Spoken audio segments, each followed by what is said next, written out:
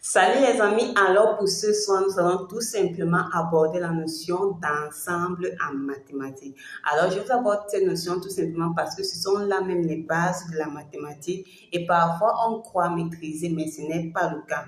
Par exemple, lorsque j'étais en classe de terminale, je n'arrivais pas en fait à montrer quelle est la différence, en utilisant bien sûr une écriture d'un élève de terminale, quelle est la différence entre un nombre décimal et un nombre rationnel, mais surtout comment est-ce que tu peux démontrer cela.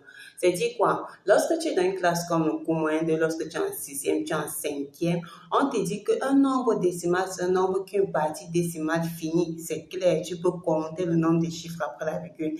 Et un nombre qui n'est pas décimal ou bien un nombre rationnel de façon générale, une partie décimale infinie, ainsi de suite.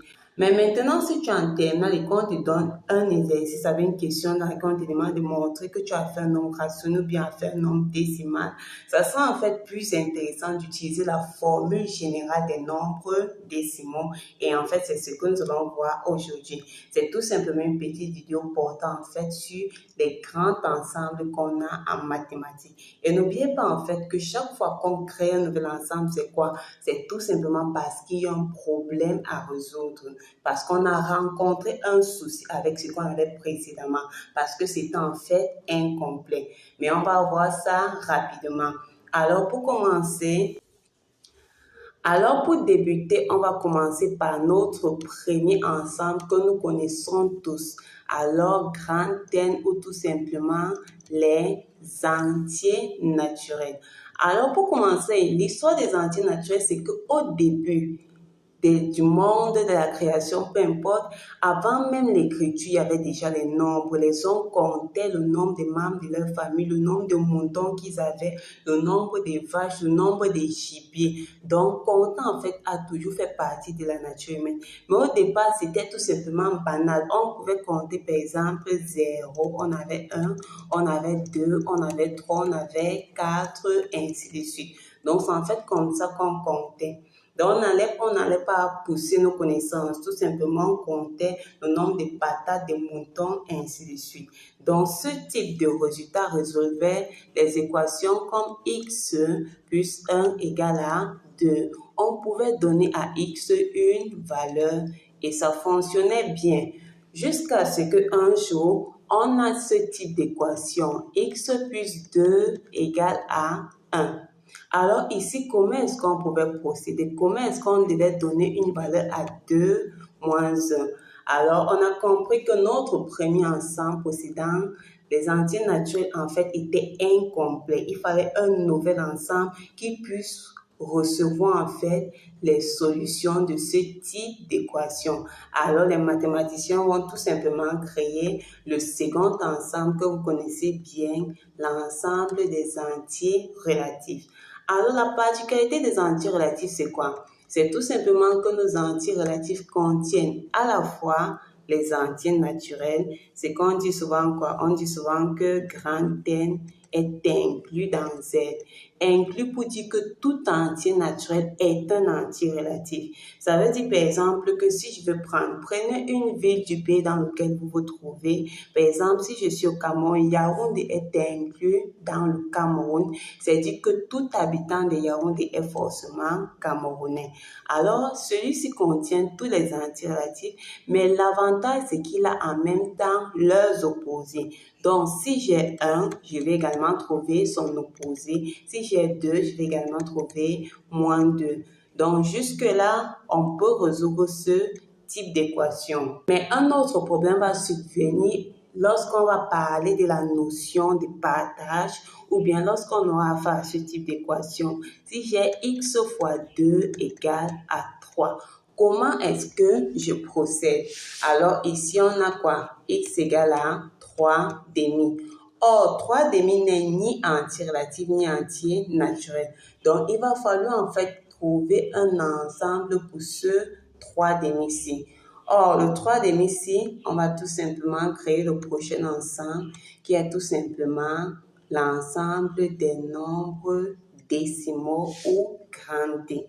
Et le grand D, c'est dit quoi? Les nombres décimaux contiennent à la fois les relatifs et les entiers naturels.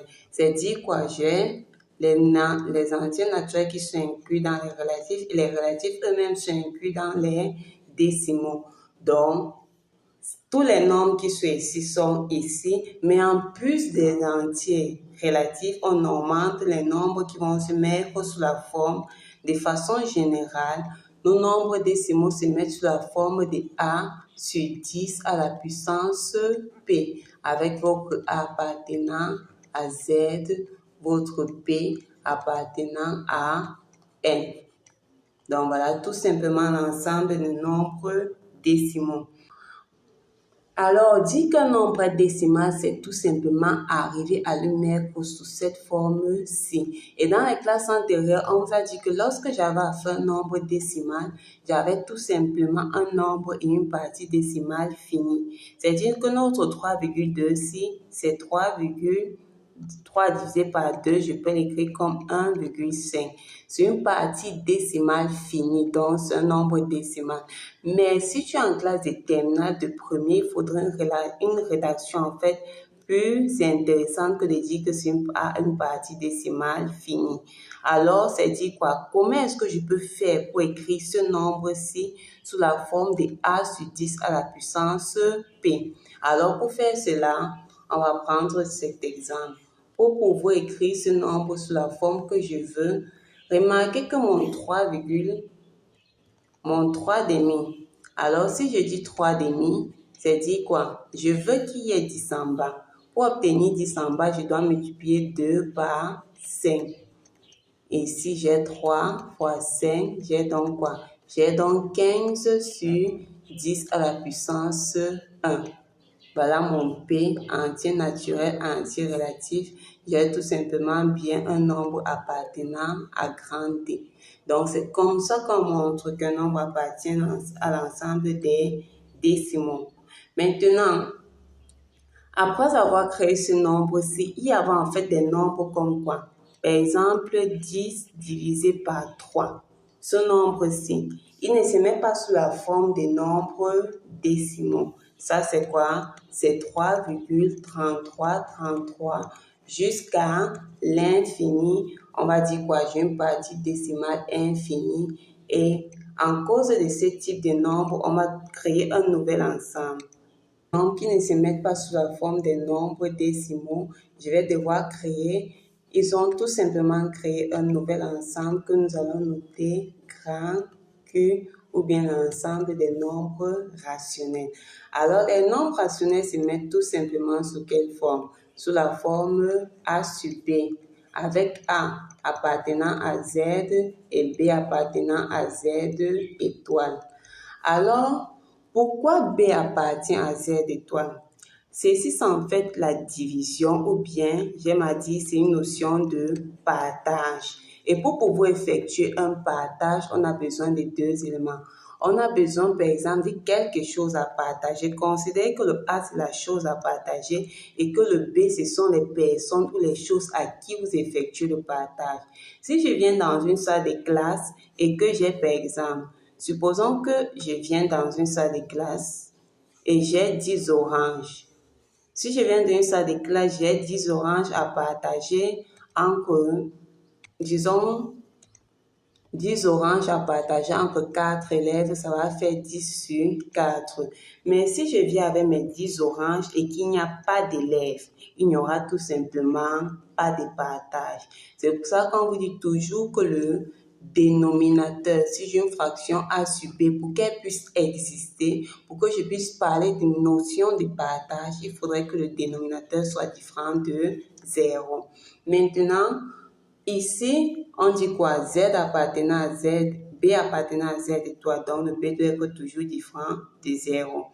Or, si tu viens d'une salle de classe, tu n'as rien à partager, mais que tu as plutôt 10 élèves, chacun aura tout simplement rien du tout parce que tu n'as rien à partager. Maintenant, jusque-là, c'était bien, mais il y a toujours eu un problème. Le problème se vient tout simplement avec un ami que vous connaissez très bien, Pythagore. Alors, Pythagore nous dit ceci. Supposons que voici notre triangle rectangle isocèle des côtés 1, 1. Alors Pythagore se pose la question, qu'est-ce qu'on a de ce côté? Pythagore sait que le côté, si forcément, si je suppose que c'est x carré doit être égal à 1 au carré, le côté plus 1 au carré. Alors il se pose la question, j'ai x carré égal à 2, ça veut dire que x serait égal à combien? D'où x égale à racine de 2 et c'est d'où survient le prochain problème. Racine de 2 ne peut pas se mettre sous la forme de a sur b. Ce n'est pas un nombre rationnel, c'est plutôt un nombre irrationnel. La représentation des nombres irrationnels se fait sous cette forme-ci. C'est comme ça qu'on les représente. Mais l'ensemble, le prochain ensemble qu'on crée, c'est tout simplement l'ensemble des réels pour pouvoir contenir tous les rationnels et les irrationnels. Le prochain ensemble qu'on va tout simplement créer, ce sont les nombres réels qu'on utilise jusqu'en classe de première. Et maintenant, après les nombres réels, il subsiste un autre problème. Le problème qui est tout simplement pour x au carré égale à moins 1. On sait que lorsqu'on travaille dans R, n'importe quel nombre élevé au carré doit être positif. Mais maintenant, ceci pose un blocus en mathématiques, ce qui fait que on va créer un nouvel ensemble, hormis les réels, qui est tout simplement l'ensemble que vous connaissez, les complexes, dans lequel ceci devient possible.